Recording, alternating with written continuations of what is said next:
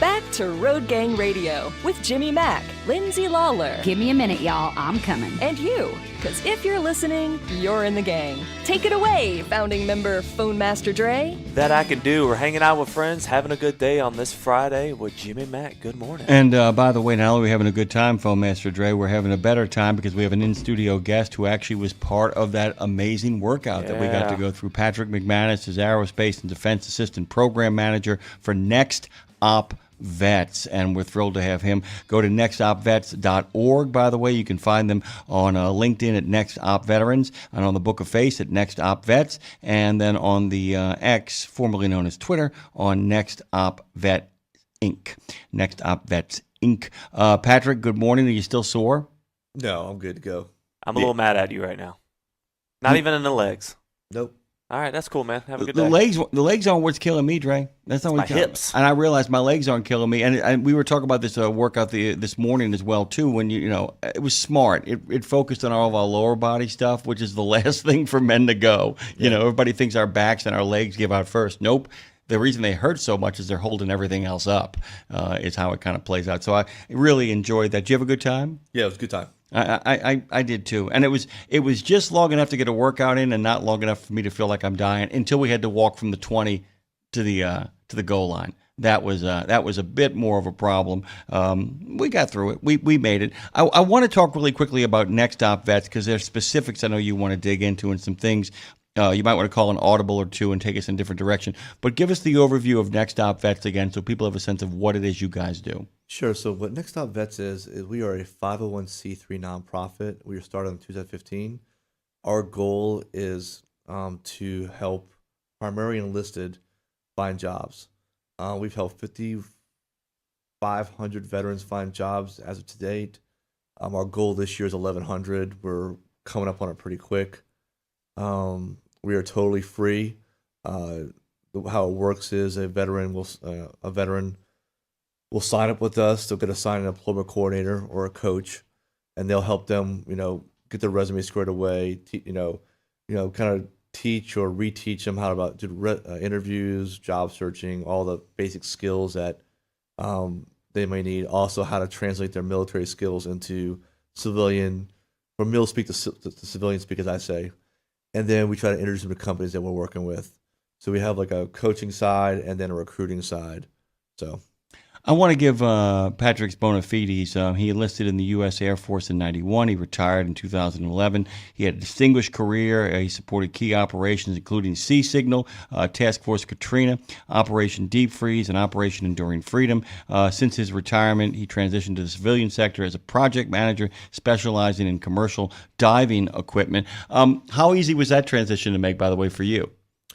It was pretty easy. It's management, it's project management. So, it's all it is herding cats. And if you're in the military, you herded cats a lot. So, how did you get the gig? A friend I was in Boy Scouts with. I was telling him I was looking for a job, and he offered me a job back home. And it sounds like he was pretty pleased because you were able to kind of parlay this into NextOp Vets as well too. Okay, so we got a chance. I want to give people a brief overview about that before. Let's just go right to the heart of the matter. What are you guys up to now? What's happening right now that you want to call attention to? And guys, don't worry, we got plenty of questions for them, but I want to make sure we feature and highlight what's happening these days. I think the main thing that I'm working on right now is getting people into the maritime industrial base or submarine industrial base. There is a lack of tradespeople building ships and submarines in the United States.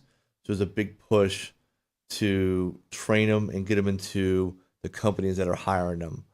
So there's a trade school called ATDM in Danville, Virginia, where it's actually free for civilians and military, where you can go and get 16 weeks of training. You get to apply, of course. You get training in welding, CNC machining, additive manufacturing, non-destructive inspection, and metrology or quality control.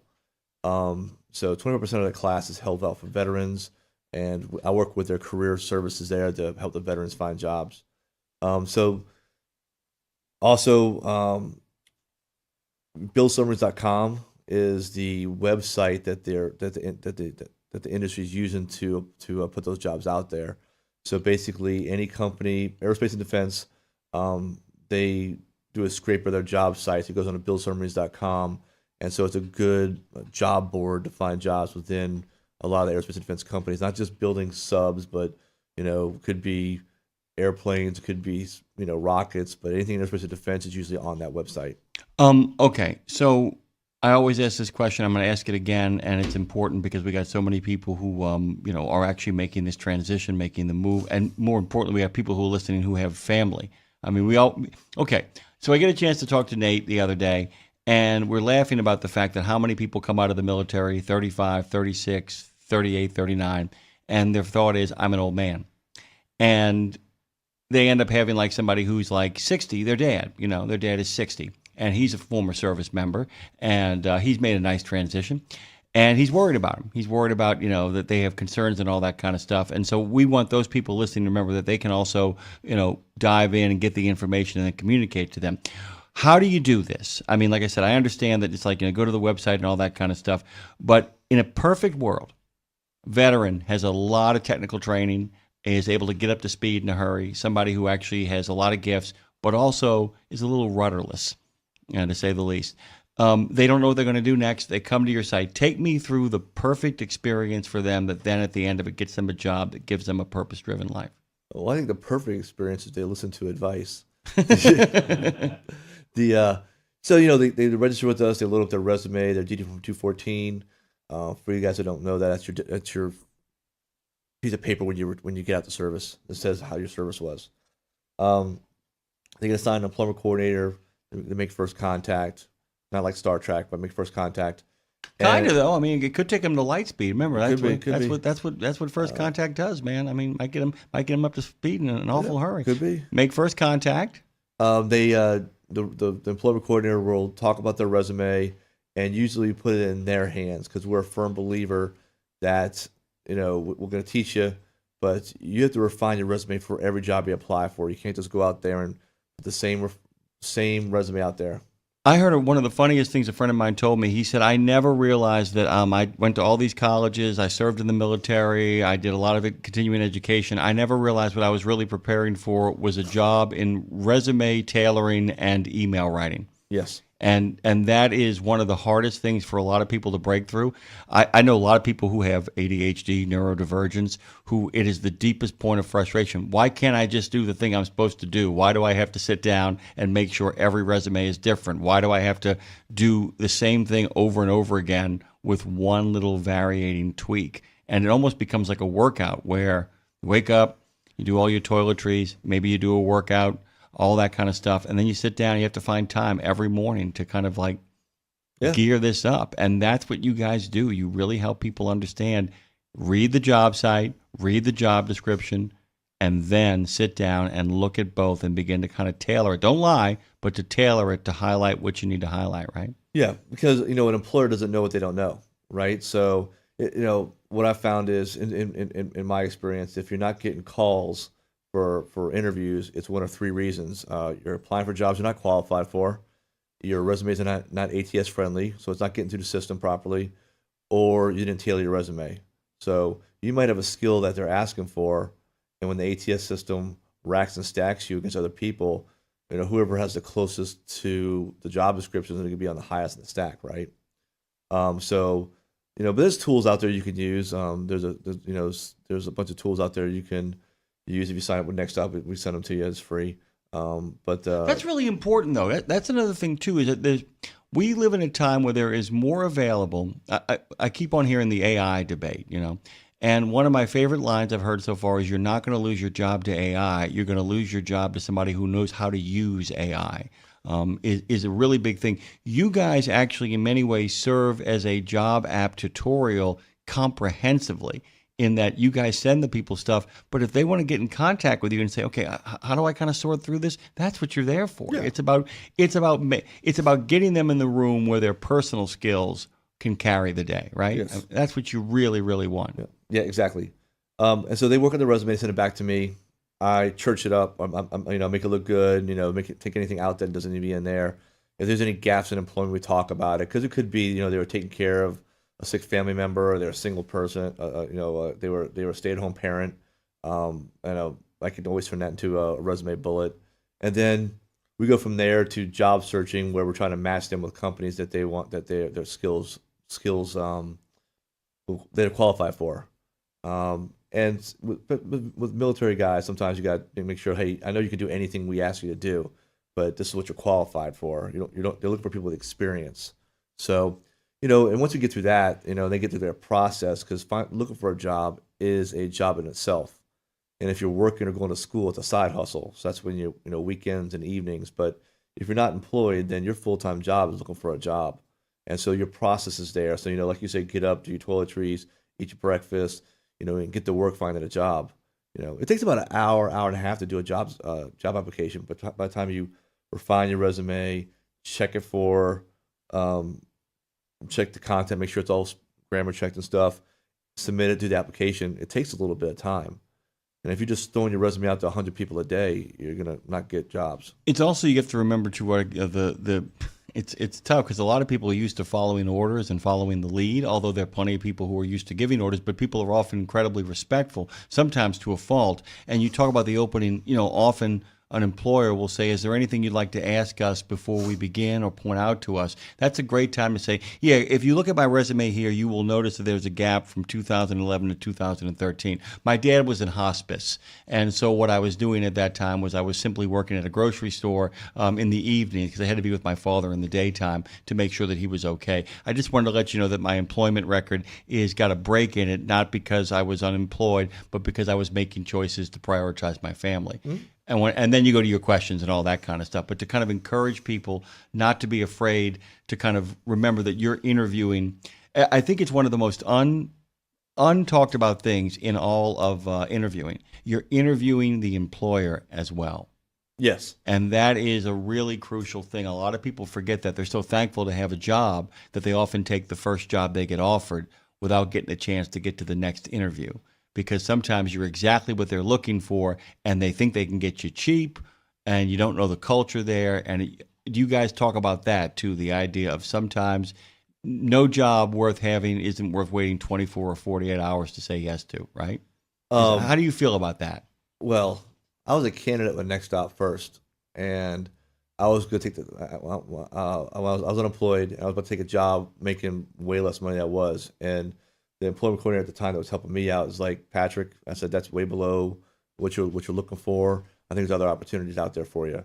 But I was actually volunteering with NextOp as a volunteer, just to keep myself busy, and the job opened up for me. But yeah, we do counsel that, or when they get an offer, say, hey, you can ask for more money. It's not going to hurt. This is how you do it politely. Is that the best you can do? Yeah. Yeah, it's really funny, too, because you can always tell small business owners, and I'm talking about first-time small business owners from, actual people who run businesses. I'll hear people say, how can they ask for more money? I said, they can, they should, and if you don't have it, you can say, God, I wish I could help you. Let's see if we can get there together. Mm-hmm. But anybody who doesn't entertain a reasonable request for the possibility of more money, I didn't say yes, but reasonably entertain it, should be a red flag for you almost instantly, yes, too. I agree. That is a red flag. People say, I totally get it, and I think you're worth that. We can't be there right now. It's a very different answer than the job is the job. That's a big thing. How do you guys work with them on that kind of stuff in regards to the soft skill, the kind of reading the room about what's going on, how to look for the best possible case? So when I'm coaching someone for prior to interview, and we get to the interview's over, and you have any questions, the first thing I say is have questions. And you can look up online. There's hundreds of good questions you can ask them. What's the next steps in the interview process, or what within the first 6 months, what would success look like for me? But the main thing I coach them not to do is don't ask about money. Let them come to you. But before you walk in that room, you should know what the job pays. Some states require companies to disclose the pay on the job description. If it's not there, you can look on Glassdoor, or you can look at the average pay for that skill in that area. So when you walk in the door and they ask you, because it's going to happen, what are you looking for compensation? You can say, well, if you're a welder, the average pay is $24 to $26 out of school. So if you're asking for $40,000 say $40 an hour, then they're probably not gonna look at you. If you're asking for $20 an hour, they might give it to you. So going into an interview educated on what the pay is important. So then they give you a job offer, and they say, we're going to give you a job. Let's take the welders. Hey, we want to offer you $24 an hour. I coach them like, do you want the job? He goes, yes. I said, would you take $24 an hour? Yes. Do you want more? Yes. Well, ask for it. Hey, thank you for the offer. Appreciate it. I was hoping to get closer to $28 an hour, and they might come back in the middle somewhere and give you 26. But as long as you're polite about it and ask, and and willing to take no. Also, you can use. I've seen guys. Yeah. What is it? You can. I always tell people, no's fine. Offended is not. If the person is offended by you actually asking for a reasonable amount of maneuverability, I'm telling you guys, it doesn't seem like one. It's a massive red flag. It's a massive red flag for me. Now, people saying, I wish we could, man. I really do. But I can tell you, as we go further down the line, and if you're with us longer, I will find a way to make that happen. It's a very different answer than, what do you mean? Well, you got to look at it this way. Companies want to get the best employee for the cheapest price, and people want to get the best job for the best price. I mean, for the most money. So there's a balance in between that somewhere. Yeah. So I realize that you want to get the most money for your skill set, and you realize that I want to get to pay you the least money for your skill set, and so.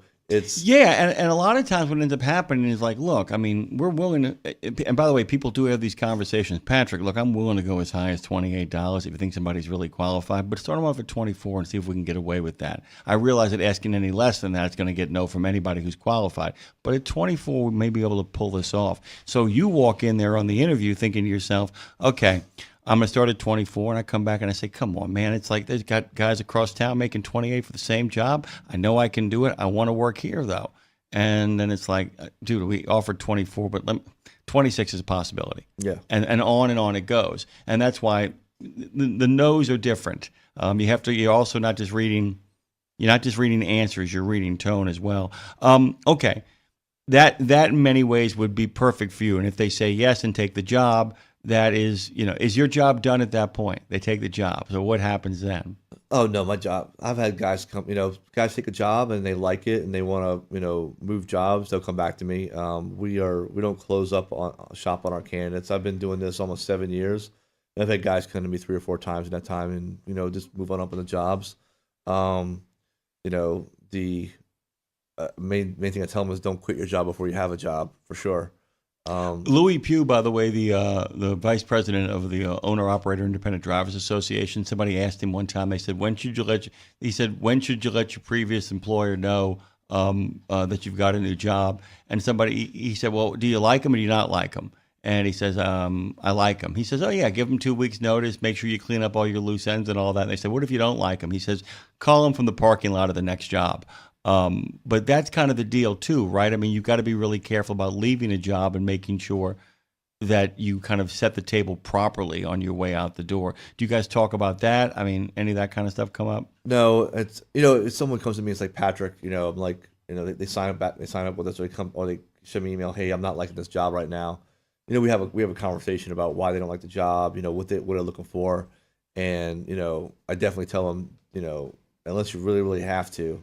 And there's some people out there who really have to quit their jobs because, it is what it is. Toxic environments, or sometimes, needs at home. I mean, sometimes a kid needs taken care of, parent needs taken care of. There's all kinds of reasons. But also, they might love their job, but they want more pay. And I've had people, they get back with me, they get a job offer, they go back to the company they're working with, and who didn't give them a raise and say, hey, I really love working here. I'll be an opportunity at this other company at this rate. I just want to let you know what the rate is. I have to tell them in a few days if I'm taking the job or not. And you can negotiate with your, you can negotiate with the company you're at. If they really want, if it's in their budget and they really want to keep you, they'll work it out. If they can't afford you and you want to go to the company for a significant amount of more money, it's good. I think also to look at culture. I mean, there's some companies that pay really, really good money, but people hate working for them. Yeah. So you have to look at what you want, so There's a Yeah, I knew a guy took a $10,000 cut in pay because he just liked the respect that the new company afforded him. I mean, like the respect and the mobility. That's the other thing. What's the trade-off too? Yeah, I make a little less money, but I have a lot more time. I make a little less money, but I don't dread going into work. You know what I'm Yes. saying? I make a little less money, but I don't get yelled at by my boss the moment I walk in the door. yeah. You know, that makes a big difference. By the way, your good friend Dave Harrison says Patrick McManus rocks, and then he wrote it again, and then he said in stereo. So there you go. Thank you. Yeah, good to see you out there, Dave. Welcome aboard as well. I want to ask you this question too. It always comes down to this: why should we hire veterans? Let's just get that one out of the way too. It's an easy answer, but a lot of people don't know the answer. Well, first of all, you're getting someone who's trainable. You know, they can look at stuff. They've been trained on. There's millions of dollars into training military members, so they're trainable. They've been through. They've been through. They're disciplined. They're going to show up to work on time or early. Usually, no matter what branch they're in, you can throw them on a team and they'll fit in pretty good.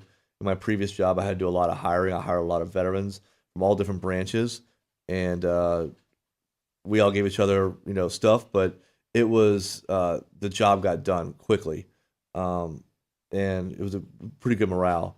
I think don't quote me on the number, but I think over 80% of veterans usually stay at the job they get hired onto, so they're very loyal if treated right. It's just amazing how companies we like to hire veterans. We have a lot of veterans on staff.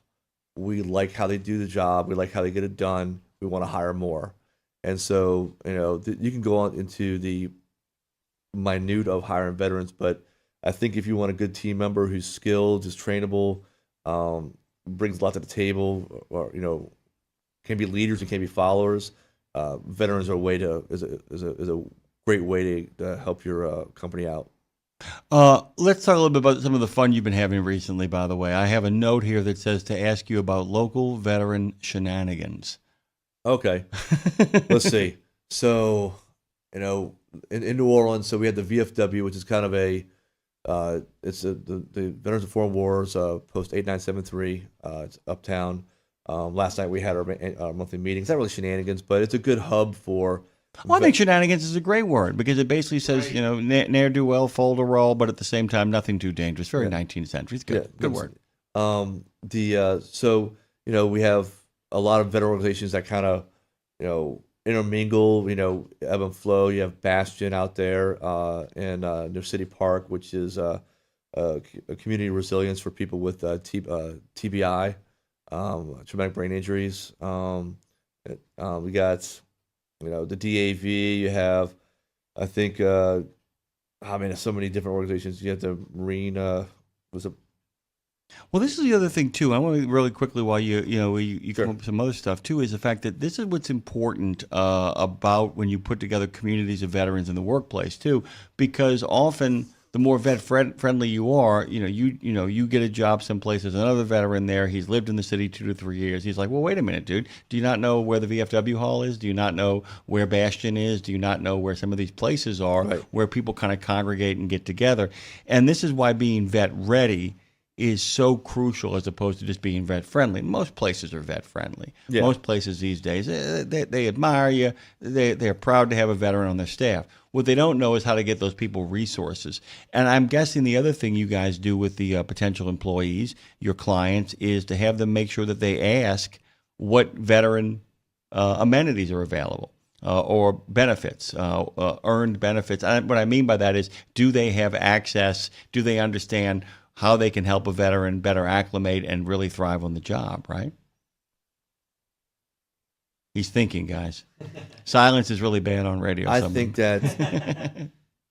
on the interview side. Not on the interview side. No. On the interview side, I think asking for accommodations and stuff might not be, No, I do not mean that on the interview side, but to be aware. Once you're on the hiring side, I think that's a lot of companies have internal veteran organizations, like it's like the team for veterans. It's a veteran program within a company where they get together to help other veterans out. No, I don't mean showing up for a job interview. I'll say this word and show up and going like, "Hey, man, where's my shit?" I don't mean that. It's accommodations, and it's always a tricky business on interviews. I always try to tell them to avoid anything like that. I think on the job, if they're going to advertise already, they're going to advertise already somewhere that there's the veteran benefits or veteran organizations. I think when it comes to outside the job, it all depends on where you're at. So, in New Orleans, it's kind of a small, big city, so we're pretty tight. But we start our main office in Houston, and Houston's huge, and we're part of Combined Arms, which is a umbrella of other nonprofits that help veterans out, which help them get together and work together. So that's where our main office is at. So it all depends on where you're at, but the main thing for veterans is to find an organization, tap into it, and then that'll spider web out until you'll start meeting other people. It's amazing too because of the way this veterans, the structure they lived in the military, how many things are actually hubs for other things. Because the idea is what you want to have is that decentralized. The chain of command is important, but also the ability to use one point as a locus point for so many other points. That spider web you talked about, that network is really crucial. We've only got about a minute and a half here left, Patrick. Patrick McManus joins us this morning, fellow Irishman. Is there anything else you wanted to kind of touch on before we get out of here? Because we're almost out of time. No, this always goes by quick. I appreciate you having me on again. Yeah, it's good to see you. What do you got planned for this weekend? What's going on? Getting ready for Thanksgiving. I got a honey-do list I got to take care of. We were laughing because we were Lindsay, who's going to be joining me on the other side of this. We were actually did a show yesterday where the opening hour has to also be part of our replay next Thursday. So we were talking both the 20th and the 27th, and we're like, if you're listening yesterday, you actually have a fighting chance to maybe put together a really great Thanksgiving dinner. If you're listening on Thanksgiving morning, my friends, have a meditative moment because Uncle Lou, who is emotionally 2, is on his way over with to start a fight. Although I do have a great recommendation from our truck driver, Marshall. He did say, start fights at Thanksgiving. It does reduce the number of presents you have to buy for Christmas. It's pretty outstanding. Dave, thank you so much for your contribution. He says, give him two weeks' notice and then be gone. Southern Belle, who I think is Shannon Courier, says good morning to everybody. And Weekend Life says good morning, RGR, as does our friend Foraught. They all tell you good morning, and they say, as I do, thanks for your service. Bye.